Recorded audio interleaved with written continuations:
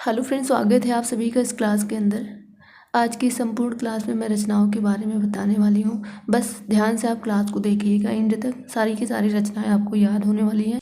अगर मैं जयशंकर प्रसाद की प्रमुख रचनाओं के बारे में मैं बात करूँ, आपका झरना है, आंसू है, लहर है, कामायनी है, प्रेमपति, अस्कंद, चंद्रगुप्त, जन्मेजय, कनाकयज्ञ, राज्यश्री, अजातशत्रु, विशाख, एक घूंट, कामना, करुणालय और ध्रुव सौमनी। अगर आपसे पूछा जाए कि ध्रुव सौमनी जो रचना है वो किसकी रचना है, तो आप बताओगे जयशंकर प्रसाद की रचना है ध्रुव सौमनी। जयशंकर में बात कर लूँ कामायनी के साथ साथ तितली, कंकाल, इरावती इनका उपन्यास है, तो ये भी बात ध्यान रखोगे। आनंद कुसुम है और चित्राधार, ये सारी रचनाएं जो है इनका महत्वपूर्ण रचना है। सबसे महत्वपूर्ण रचना आपको कौन सा याद रखना है? कामायनी। कामायनी जो इनकी महत्वपूर्ण रचना है उसको आप नहीं भूलेंगे। ये जो है ये बहुत इंपॉर्टेंट है, बार बार एग्जाम के अंदर आता है कि कामायनी जो रचना है वो किसकी है, तो आप किसका बताएंगे? जयशंकर प्रसाद की रचना है। झरना और आंसू, लहर, साथ ही साथ आप यहाँ से ध्रुव सौमनी को भी याद रखें। रामधारी सिंह दिनकर की प्रमुख रचनाओं में बात करोगे, कुरुक्षेत्र और उर्वशी, ये बहुत महत्वपूर्ण है आपके एग्जाम के लिए, तो इसको आप इम्पोर्टेंट लगाओगे और एक दो बार पढ़ोगे, ये सारी की सारी रचनाएं आपको याद होने वाली है। अगर पूछा जाए संस्कृति के 4 अध्याय रचना के लेखक कौन है, क्या बताओगे? दिनकर बताओगे, रामधारी सिंह दिनकर की ये प्रमुख रचनाएं हैं। एक आध बार एग्जाम के अंदर दिवस से प्रश्न बन जाते हैं, तो 14 सितंबर को आप ध्यान रखोगे। 14 सितंबर को आपका हिंदी दिवस होता है और आपका जो विश्व हिंदी दिवस मनाया जाता है वो आपका 10 जनवरी को होता है, तो ये दोनों बातें आप याद रखोगे। 10 जनवरी को विश्व हिंदी दिवस, 14 सितंबर को आपका हिंदी दिवस होगी। तो साखी है, शबद है और रमैनी, तो बीजक आ जाती है, इसमें 3 आपका आ जाता है, साखी, शबद और रमैनी। तो एक इसको हम एक ही लाइन में यहाँ पे बना दिए हैं। तो कबीरदास की अगर प्रमुख रचनाएं पूछी जाए तो आप बीजक बताओगे। बीजक में ये 3 आ जाते हैं आपका, साखी, शबद और रमैनी। मुंशी प्रेमचंद की अगर बात करोगे तो गबन है, गोदान है और सेवा सदन है। साथ ही साथ और रचनाएं इनकी भी है, महत्वपूर्ण रचनाएं, उनको भी लिख लीजिएगा। रचना है बट इम्पॉर्टेंट जो हमें लगा वही हमने लिया। तो इसमें से आप और याद रखोगे सेवा सदन के साथ साथ, सेवा सदन जो है ये इनका प्रथम उपन्यास है, ये भी याद रखोगे।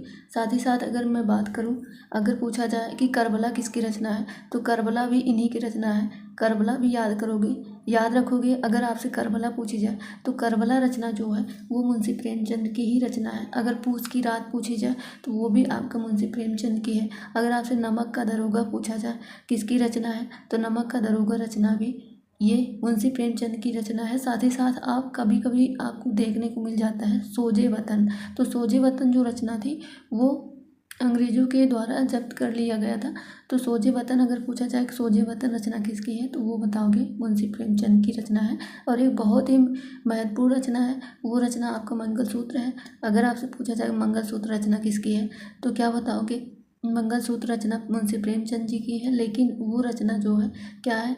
अधूरा है, अधूरा उपन्यास है। बारे में एक बार आप रिवीजन करोगे, गबन पूछा जाए, गोदान पूछा जाए, सेवा सदन पूछा जाए या फिर नमक का दरोगा, पूस की रात, कफन, ईदगाह, कफन भी याद रखोगे, कफन भी इन्हीं की है। तो ये महत्वपूर्ण रचनाएं थी। चलिए आगे अगर मैं बात करूँ गुप्त जी की रचनाओं के बारे में, तो साकेत है, यशोधरा है, भारत भारती है, ये इंपॉर्टेंट है। ये रचना भारत भारती बहुत इंपॉर्टेंट है। जयद्रथ वध, इन्हें जो है राष्ट्र कवि की उपाधि मिली है, तो गुप्त जी को राष्ट्र कवि की उपाधि मिली है, ये भी बात यहाँ से ध्यान रखोगे। ये रही महत्वपूर्ण बच्चन जी की रचनाएं। मधुशाला, निशा निमंत्रण, मधुशाला, निशा निमंत्रण, एकांत संगीत, मिलन यामिनी। सबसे महत्वपूर्ण जो है वो आपका यहाँ से क्या भूलूं क्या याद करूं, ये किसकी है अगर पूछा जाए तो ये बच्चन जी की है। आप इसको कॉपी में लिखिएगा, इसको इम्पोर्टेंट बनाइएगा, ये रचना आपकी पूछी जाती है। निशा निमंत्रण और क्या भूलूं क्या याद करूं, ये आपका एग्ज़ाम के पॉइंट ऑफ व्यू से बहुत ही महत्वपूर्ण है। पृथ्वीराज रासो किसकी रचना है, तो चंद्रवरदाई की है। कुमार रासो किसकी रचना है, दलपत विजय की है। परमार रासो किसकी रचना है, जगनिक की है।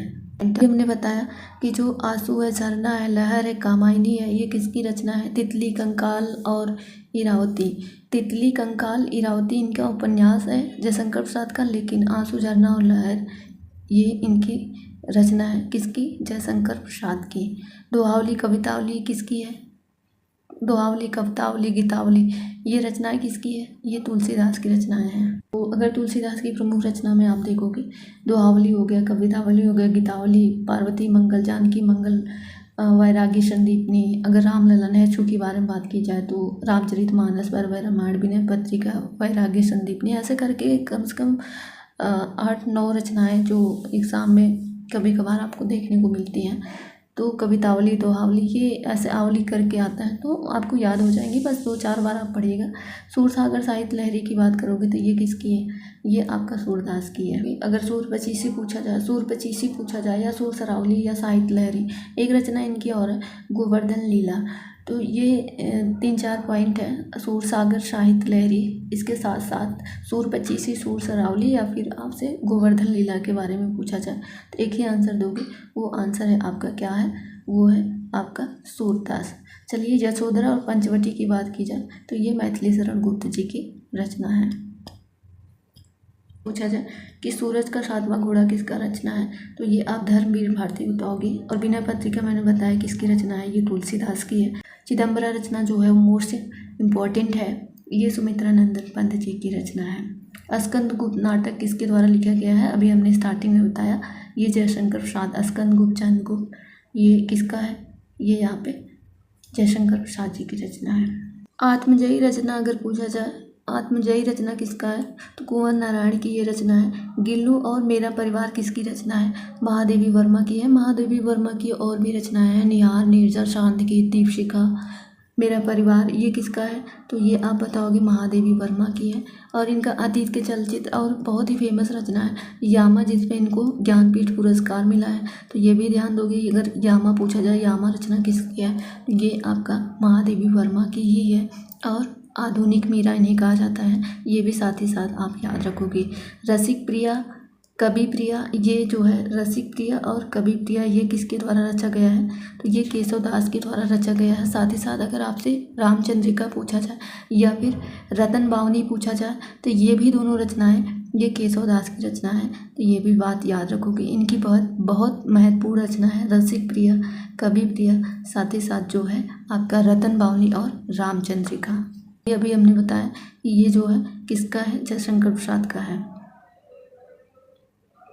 अब यहाँ से महत्वपूर्ण रचना है आपका राग गोविंद पूछा जाए या फिर गीत गोविंद पूछा जाए, किसके द्वारा लिखा गया है तो ये मीराबाई के द्वारा लिखा गया है। सुजान सागर या फिर प्रेम पत्रिका के बारे में बात करोगे तो इन्होंने घनानंद ने लिखा है। कला और बूढ़ा चाँद की बात करोगे तो ये सुमित्रा नंद पंत ने, और इनकी एक चिदम्बरा है उसको भी ध्यान दोगे। चिदम्बरा किसकी है अगर पूछा जाए तो ये पंत जी की है। पंत जी को क्या कहा जाता है? प्रकृति का सुकुमार कवि भी कहा जाता है। तो साथ ही साथ ये भी आप ध्यान रखोगे कि अगर आपका कभी पूछा जाए कि प्रकृति का सुकुमार कवि किसे कहते हैं तो सुमित्रा नंदन पंत जी को कहा जाता है। कला और बूढ़ा चाँद हो गया, और वीणा हो गया, युगांत, युगपथ, और साथ ही साथ कभी कभी आपको ग्राम्य देखने को मिल जाता है, लोकायतन, पल्लव और युगवाणी, और एक और है वो है स्वर्ण किरण। तो इनकी प्रमुख रचनाओं में सबसे ज़्यादा इम्पोर्टेंट जो है, सबसे ज़्यादा महत्वपूर्ण जो है वो है कला और बूढ़ा चाँद। चित्तौड़ की चिता किसके द्वारा लिखा गया है? ये राम कुमार वर्मा के द्वारा लिखा गया है। काठ की घंटियाँ किसके द्वारा लिखा गया है? अगर आपके एग्जाम के अंदर प्रश्न बने तो सर्वेश्वर दयाल सक्सेना के द्वारा ये लिखा गया है। राग गोविंद पूछा जाए, गीत गोविंद पूछा जाए, क्या बताओगे? मीराबाई। और अगर सुजान सागर प्रेम पत्रिका, घनानंद।